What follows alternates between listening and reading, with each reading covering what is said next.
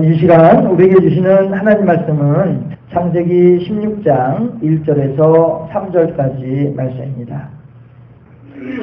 우리가 계속 창세기를 보면서 아브라함에 대해서 생각을 하고 있는 중인데요. 지난 시간에 이제 아브라함이 하나님께 드디어 이제 드립니다. 그 앞에는 멜기세덱에게 사람에게 11조를 바쳤는데요. 이제 하나님께 각종 짐승을 제물로서 이제 드립니다. 뭐예요? 드리는 범위가 더 많아졌죠. 드리는 범위가 더 넓어졌습니다.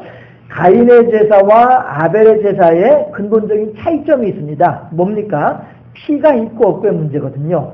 그렇죠? 아브라함이 멜기세덱에게 11조를 바칠 때에는 피는 없었어요. 그렇죠? 그러나 아브라함이 하나님께 제물을 바칠 때에는 피가 같이 동반되는 제사라고 하는 것입니다. 예. 가인과 아벨의 제사를 통해서도 우리가 하나님께서 피의 제사를 원하시는 것을 알 수 있는 것처럼 아브라함의 신앙이 지금 이렇게 자라나고 있는 거예요. 처음에는 그저 받기만 했어요. 그저 받기만 하고 그저 드리는 것은 제단 쌓고 난 뒤에 거기서 하나님 도와주세요, 하나님 살펴주세요, 이것만 이제 복 주세요, 이것만 이제 하던 아브라함이었거든요. 그러던 아브라함인데 어느 순간에 아브라함의 신앙이 성장하다 보니까 어느 순간에 멜기세덱에게 11조를 바칠 수 있을 만큼의 신앙으로 성장하더라. 11조가 뭐라고요? 내 소득의 근본이 하나님이십니다. 내 건강의 근본이 하나님이시고 내 가족 환경의 근본이 하나님이십니다. 주님께서 나의 직장과 나의 가족들과 나의 심령을 붙잡아 주시지 아니하셨으면 단 하루인들 어찌 올바르게 서 있을 수 있겠습니까? 모든 것이 하나님의 은혜입니다. 고백하는 것이 11조다라고 하는 것이죠. 해서 아브라함이 비록 미숙한 모습이긴 하지만 그럼에도 불구하고 이렇게 하나님을 향하여서 하나님, 제가 이렇게 강대국들과 더불어서 5나라 연합군 강대국들과 더불어서 나 혼자서 싸웠는데 6대5로 싸워도 지는 그런 강대국인데 1대5로 싸워가지고 이겼단 말이에요. 근데 이 이긴 것이 과연 내가 잘나서 이겼느냐? 하나님께서 이기게 해주셨습니다. 이걸 고백하는 것이 멜기세덱에게 11조를 바치는 거단 말이죠. 그리고 멜기세덱은 아브라함에게 뭘 줬어요? 지금까지 하나님께서는 아브라함에게 줄게 기다려라 이렇게만 하셨는데 하나님께서는 멜기세덱을 통해서 구체적으로 뭘 주셔요? 떡과 포도주를 주신단 말이에요. 떡이라고 하는 것은 내가 전쟁에 나가서 막 전쟁을 하다 보니까 지쳤어요. 배가 고파요. 내 원기를 회복할 수 있도록 하는 것이 떡이단 말이죠. 포도주라고 하는 것은 뭐예요? 나로 하여금 혈액순환이 잘 되게 함으로써 내가 내 몸에 들어온 떡의 효능이 더 극대화될 수 있도록 도와주는 것이 포도주이더라라고 하는 것이죠. 해서 주님께서 우리들에게 복을 주실 때 항상 이렇게 두 가지로 주신단 말이에요. 한 가지만 주시지 아니하고 두 가지로 주신단 말씀이죠. 요한복음 10장 10절에서도 나는 양의 문이니 나로 말미암아 들어가고 나가면서 꼴을 얻고 더욱더 풍성히 생명을 얻을 것이다 말씀하신단 말이에요. 그저 꼴을 얻는 것, 양식을 얻는 것은 기본적인 것이고 그 양식을 취함으로써 그 양의 삶이 더욱더 행복해지게 되는 것처럼 하나님께서도 그렇게 우리들에게 복을 주실 때에는 한 가지만 주시는 것이 아니라 두 가지로 주시더라. 다시 말해서 그만큼 풍성하게 주시더라. 우리 속담에도 하나만 주면 정없대. 그러니까 2개 가져가. 이렇게 하는 말, 그런 정서가 있는 것처럼 하나님께서도 그렇게 우리들에게 주시되 풍족하게 주신다는 거예요. 이게 멜기세덱으로부터 받는 떡과 포도주에 담겨져 있는 의미다라고 하는 것이죠. 그랬을 때에 이 아브라함이 그렇게 하나님께 드리고 하나님으로부터 받는 이러한 신앙의 성숙을 이루다 보니까 재미가 있어지잖아요. 이거 하나님께 드리는 것이 이렇게 좋구나. 우리들도 은혜 받고 난 뒤에는 예배 드리는 것이 그렇게 즐겁고 은혜 받고 난 뒤에는 찬양하고 기도하는 것이 그렇게 즐겁잖아요. 그렇잖아요. 성령의 인도하심을 따라서 행하게 되면은 그 모든 드리는 것이 기쁘고 즐겁잖아요. 그런데 성령이 아니라 내 힘으로 하려고 하면은 그것만큼 고역이 또 없죠. 네. 그런 것처럼 아브라함도 이제 하나님께 드리는 재미를 느끼고 있는 거예요. 그러다 보니까 이제 하나님을 향해서 이제 재물도 막 이제 소도 드리고 염소도 드리고 양도 드리고 막 드리는 거예요. 예. 그 들은 모습을 이제 하나님께서 기쁘시게 보시는 거죠. 그리고 앞에는 그저 11조로만 하나님께 드렸는데 이제는 짐승의 피로서 드리니까 하나님께서 더 기뻐 받으시더라라고 하는 것이죠. 해서 초실절이라고 하는 것은 뭐냐 하면 아직 덜 익은 곡식, 아직 덜 익은 곡식, 밭두렁에서 논두렁에서 한 귀퉁이에서 그저 한 움큼 이렇게 딱 잡아가지고서는 낫으로 딱 대가지고 그걸 이제 갖다가 탈곡 갈아가지고서 가루로 만들어서 하나님께 이제 번제로 이제 저기 뭐죠 이렇게 구워서 드리는 것, 소제로 드리는 것, 이것이 이제 그 초실절의 제사거든요. 아직 곡식이 덜 익었어요. 덜 익었어도 우선 하나님, 우선 요것부터 우선 급한 대로 제가 좀 드릴게요. 하나님, 제가 이거 하나님께서 제게 주신 소득에서 이 농사가 너무너무 잘 돼가지고 이걸 하나님께 막 이제 제가 감사의 마음을 표현하고 싶은데요. 우선 급한 대로 초실절, 저기만 논두렁 한 귀퉁이에서 조그만 거 요거 우선 급한 대로 잘라가지고 드리니까 하나님 기쁘시게 받아주세요. 이렇게 드리는 것, 이게 초실절의 예배거든요. 이제 예물이거든요. 그런 것처럼 우리들도 그렇게 하나님을 향하여서 드릴 때에도 하나님 너무너무 감사해요. 너무너무 베풀어주신 은혜가 감사하고 허락하신 사랑이 너무너무 감사해요. 그래서 제가 우선 이거 막 더 드리고 싶은데 우선 급한 대로 이거 우선 다 받으세요. 이런 마음으로 지금 아브라함이 하나님께 지금 제물을 드리고 있단 말이죠. 그랬을 때 하나님께서 그 제물을 기쁘시게 지금 흠양하고 계시다. 아직 미숙하지만 아직 덜 익었어도 설 익었어도 땡감 같은 거 먹으려면 얼마나 힘들겠어요. 그러나 그럼에도 불구하고 그 땡감이라 할지라도 하나님께 기쁨으로 드리면은 하나님께서 그걸 기쁘시게 받는다는 것이죠. 예, 그런 것처럼 우리들이 하나님을 향하여서 아브라함이 멜기세덱에게 드리는 11조 예물은 이렇게 아직 설 익은 거지만, 그러나 이 설 익은 것이 이제 초실절을 지나고 맥주절이 되게 되면, 맥주절이 아니라 수장절이 되게 되면 그때는 이제 하나님께 온전한 이제 그 잘 익은 곡식을 가지고서 그 소득의 11조를 하나님께 이제 드리게 되는 것처럼, 그렇게 우리들도 아브라함이 오늘 짐승으로서 피의 제사를 하나님께 드린 것처럼 우리들의 신앙도 그렇게 성장하고 성숙해서 하나님을 향하여서, 마치 베드로가 거꾸로 몸을 매달 십자가에 달면서까지도 그렇게 자기의 몸을 끝까지 하나님께 헌신하고 드리는 것처럼, 그렇게 우리들도 기쁨으로 하나님께 감사함으로 성숙함으로 드릴 수 있는 그런 신앙의 모습으로 성장해야만 하겠다. 이것이 이제 아브라함이 15장에서 드리는 제물의 의미이다 하는 것입니다. 그러나 거기에서도 우리가 한 가지 좀 조심해야 될 부분은, 선질로 생각하는 자는 넘어질까 조심하라 라고 하시는 말씀처럼 아브라함이 그렇게 하나님께 피의 제사를 드리면서도 새는 쪼개지 아니하였다. 새는 쪼개지 아니하였다. 해서 우리들은 늘 우리들의 신앙 가운데서도 혹시라도 마음 한켠에 쪼개지 않은 부분이 있을까 늘 경계하고 조심하면서 교훈을 삼고서 늘 하나님께 근신하면서 보다 더 성실하게 하나님께 나아갈 수 있는 그런 사표로 삼아야 되겠다 하는 것입니다. 그렇게 했을 때에 오늘 이제 16장에 들어와가지고 이게 참 어느 집이나 어느 집안이나 이 여자들이 잘해야 돼요. 어느 집안이나 이 여자들이 잘해야 돼요. 에덴 동산에 아담 집안에서도 하와가 이상하게 하는 바람에 이상한 일이 생기는 것처럼 아브라함 집안의 사례도 또 이상하게 하다 보니까 이상한 일이 또 생겨버리고 마는 거란 말이죠. 해서 어느 집안이든 여자가 잘해야 돼요. 롯의 집안 같은 경우에도 롯의 부인이 왜 그 뒤돌아보지 말라고 하는데 뒤돌아봐가지고 소금 기둥이 되는 바람에, 그쵸? 롯으로 하여금 호라비가 되도록 만들어가지고 자기 딸들하고 하는 어떤 그런 그 이상한 일을 결과를 만들어내느냐 하는 거예요. 이런 것처럼 아무튼 간에 어느 집안이든지 이 여인들이 그 축을 딱 이루고 있으면은 이게 흔들리지 않는데, 여인들이 흔들리면 막 집안이 막 흔들려버리는 그런 일들이 생기더라 하는 것이에요. 전에도 왜 그런 얘기 같이 이제 좀 재미삼아서 이렇게 나눈 적이 있었죠. 바이킹, 지금 노르웨이, 스칸디나비아 쪽에 있는 지역에 살고 있던 바이킹. 이 사람들은 수은 그 해적질을 하면서 먹고 살던 사람들이었거든요. 근데 어째서 이 사람들이 더 이상 해적질을 못하고 그냥 한 민족으로만 농사 짓는 사람들로만 남게 됐느냐, 그 이유가 뭐냐, 과정이 어떻게 됐냐라고 할 때에 재밌는 이제 정사는 아니고 야사죠. 그냥 전해 내려오는 이야기이지요. 그런데 어떤 얘기냐 하면, 바이킹들이 한번 이제 해적질하러 바다에 나가면 뭐 3년도 좋고 5년도 좋고 이렇게 오랜 세월 있다 돌아온단 말이에요. 그렇게 하다 보니까 집안의 마누라쟁이들이 도망가 버리고 마는 거예요. 집을 잘 이렇게 건설해야 되는데 남편이 없으니까 살림 살기도 어렵고 하니까 그냥 도망가 버리고 마는 거예요. 집안은 풍비박산 내버리고.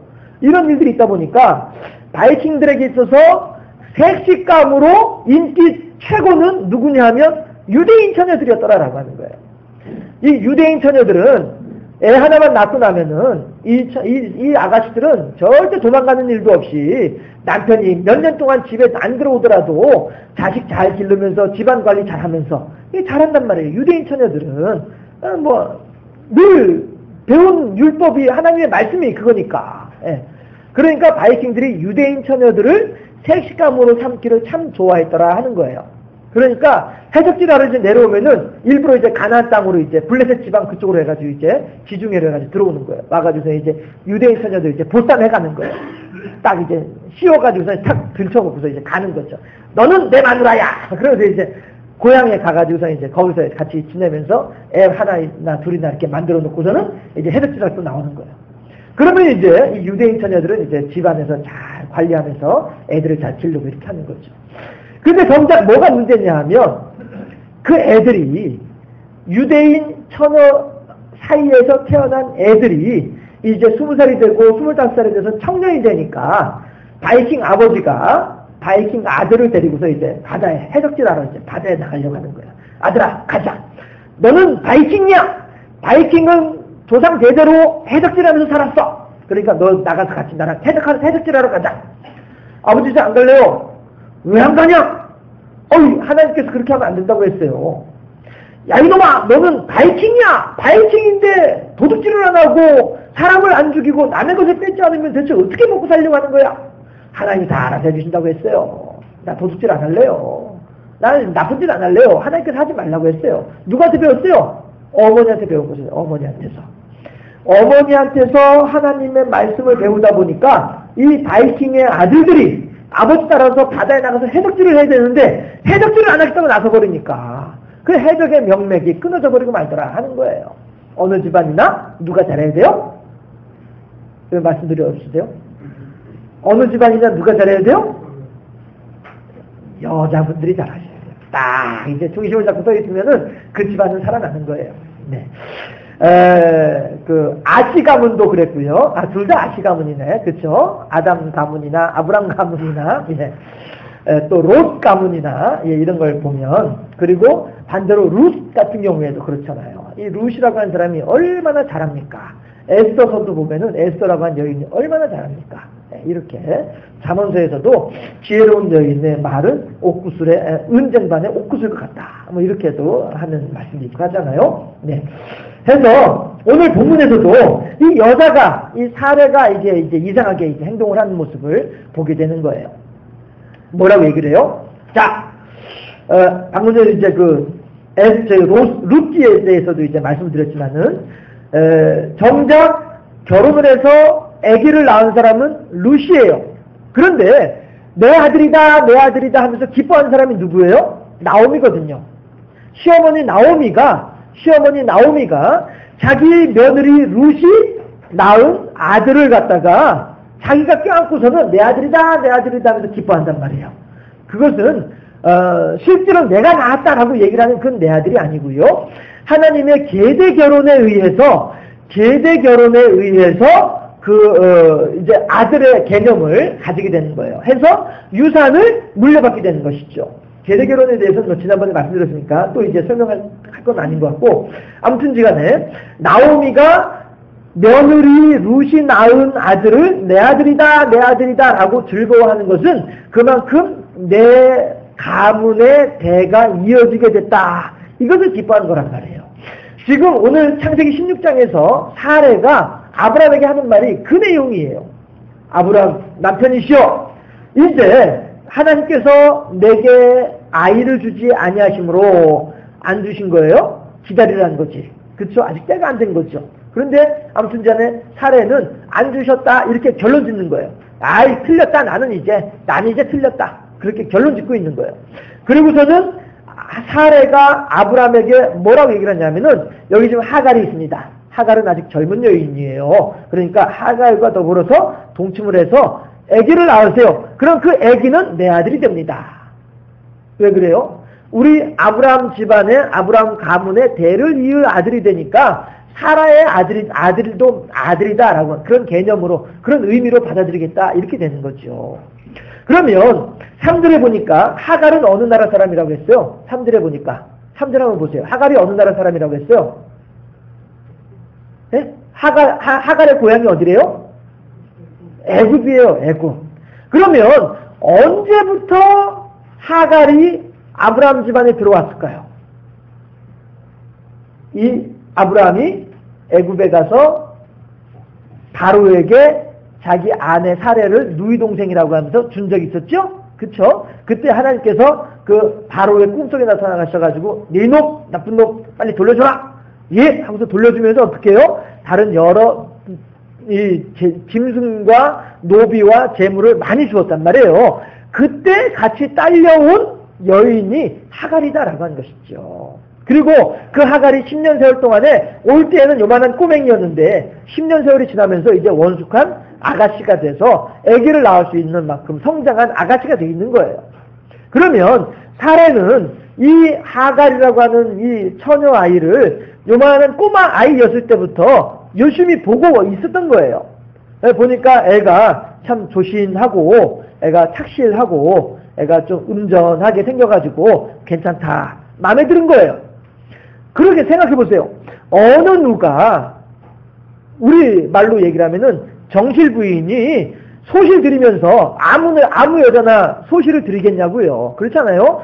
정실이 딱 살펴보고 그래 저 여자라고 한다면은 절대 내 뒤통수 치지 않겠구나. 이렇게 생각되는 사람 그런 사람을 들여보낼 거 아니겠냐 하는 거예요. 그렇잖아요. 지금 사례가 지금 딱 그 모습으로 그러한 마음으로 지금 하갈을 찍은 거예요. 그래 너 정도면은 네가 나를 끝까지 배신하지 않고 너 정도면은 내 뜻대로 이렇게 해줄 수 있겠구나. 이렇게 믿을 만한 구석이 있으니까 들어보는 거란 말이에요.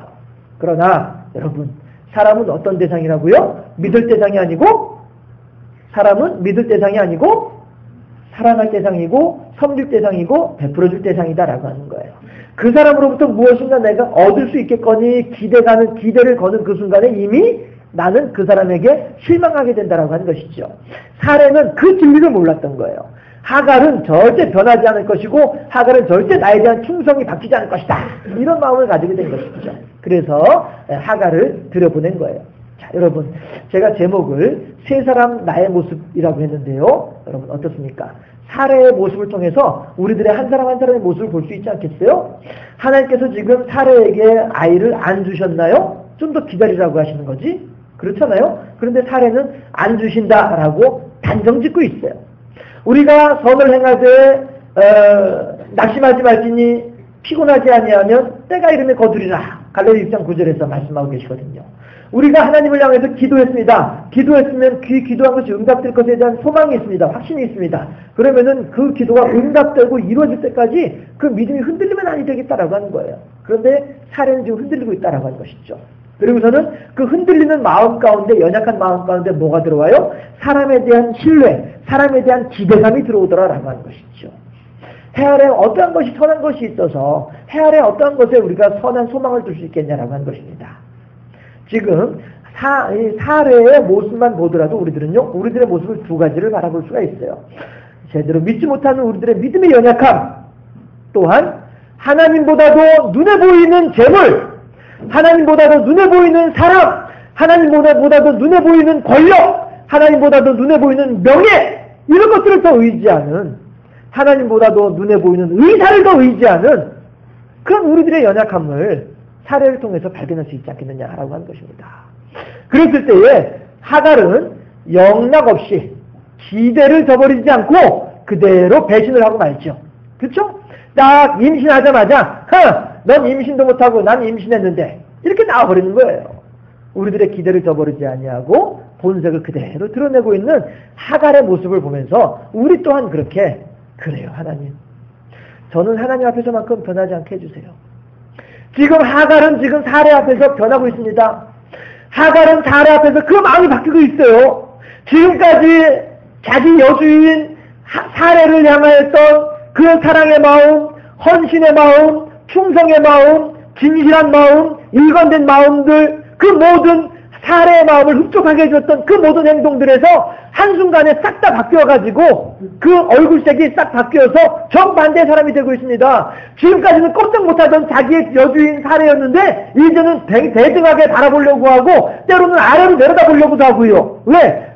너는 나이 많아 늙어서 임신도 못하지? 나는 내 남편 아브라함의 아이를 임신하고 있어. 이 위세를 가지고 이 권력을 가지고 자기 주인이었던 사례를 깔보고 아래로 내려다보고 지금 그러고 있다라고 하는 것입니다. 우리들은 어떠하겠냐라고 하는 것입니다. 하나님 앞에서만큼은 우리들은 변하지 말게 하시옵소서. 형통할 때에는 더욱더 겸손할 것이고 어려울 때는 하나님께 기도할 것이고 그러지 않습니까? 잘 나갈 때에 어떤 무엇이든지 다 이루어지고 내가 원하는 대로 다 되고 만사 형통으로 이루어질 때에 우리들은 사고하기가 쉬워지더라 하는 것입니다. 어느 때나 변하지 아니하는 믿음으로 금이 가지고 있는 속성이 그거잖아요. 변하지 않는 속성, 변하지 않는 빛.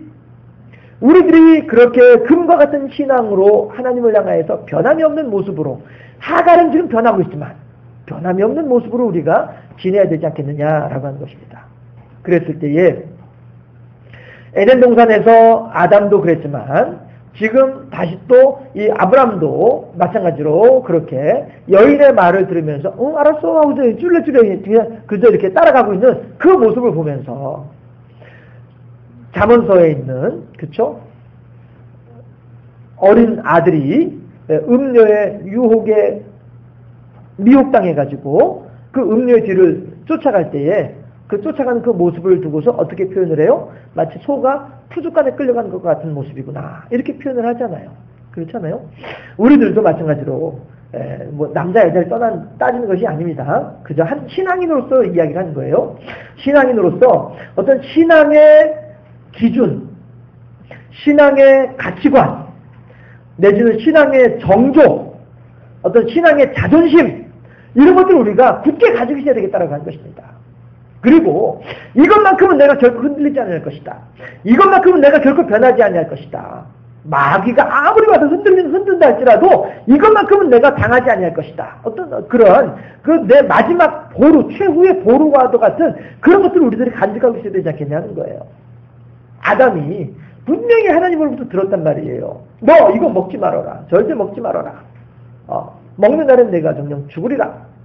죽을까 하노라. 참 죽으리라가 아니라 죽을까 하노라. 하나님께서는 염려하고 있는 거란 말이에요. 아브라함을 사랑하는 마음으로 아담을 사랑하는 마음으로 지금 염려하고 있는 말씀이란 말이에요. 그런데 이걸 갖다가 마귀는 살짝 바꾸어가지고 죽는다. 먹으면 정녕 죽는다. 라고 하면서 아주 무서운 하나님의 이미지로 이렇게 딱 가신시켜버리고 만다라고 하는 것이죠.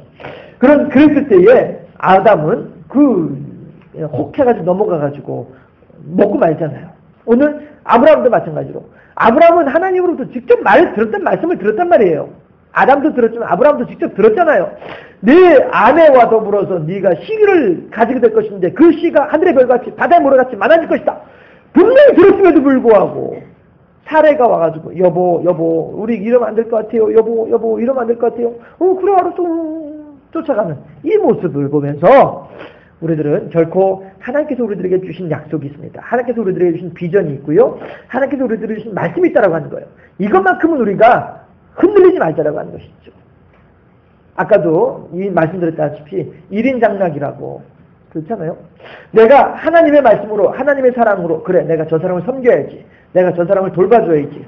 저 사람을 내가 복음으로 하나님의 사랑으로 저 사람을 도와줘야지. 마음을 가지게 됐으면 그 사람이 아무리 나를 흔든다 할지라도 끝까지 그를 보살펴주고 그를 베풀어주고 그를 용납해주고 용인해주고 그러면서 끊임없이 하나님께서는 그래도 당신을 사랑하십니다. 그래도 당신을 하나님께서는 사랑하고 계시니까 예수님께서는 그래도 당신을 십자가 달려 돌아가셨으니까 당신은 하나님 믿으시기 바랍니다. 예수님의 사랑을 막 받아들이시기 바랍니다. 그 사람이 아무리 나를 쥐어뜯고 흐른다 할지라도 나는 결코 그 사람에 대한 하나님의 사랑의 마음을 변하지 않겠다라고 하는 어떤 그런 자존심, 어떤 그런 지조 이런 것들이 우리들에게 있어야 하지 않겠냐 하는 거예요. 그런데 야 됐어! 나도 참을 만큼 참았고 나도 할 만큼 했어! 하나님 더 이상 너한테 뭐라고 말씀 안 하실 거야! 이러한 마음은 마귀의 미혹에 그대로 넘어가는 그런 모습이 아니겠느냐 하는 것입니다. 해서 오늘 아브라함과 사레와 하갈의 모습을 살펴보았습니다. 그리고 그 속에서 우리들의 모습을 발견하게 되었습니다. 정리해볼까요?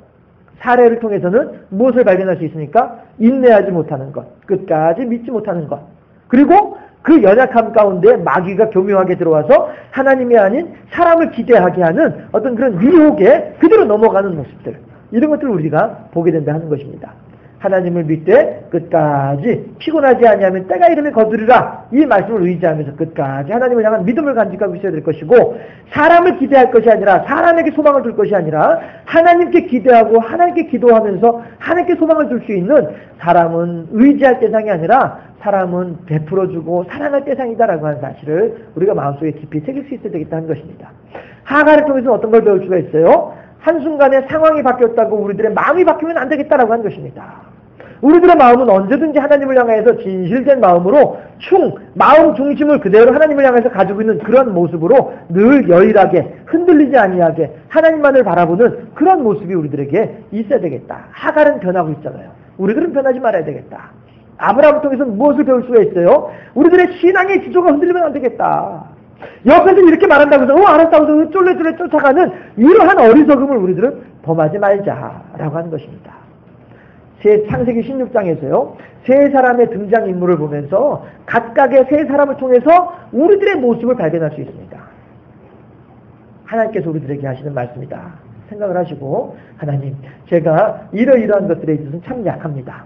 제가 이런 것들을 좀 강하게 해주시고, 하나님, 제가 이것들은 좀 약한데 제가 이것 좀 이길 수 있도록 해주시고, 하나님 저에게 힘을 주시고 저에게 능력을 더해주셔서 사례와 같이 실수하지 말게 하시고, 하갈과 같이 변심하지 말게 하시고, 아브라함과 같이 어리석게 행하지 아니할 수 있도록 하나님 저의 마음을 굳건하게 지켜주시옵소서. 하나님께 기도함이 마땅할 줄로 믿습니다.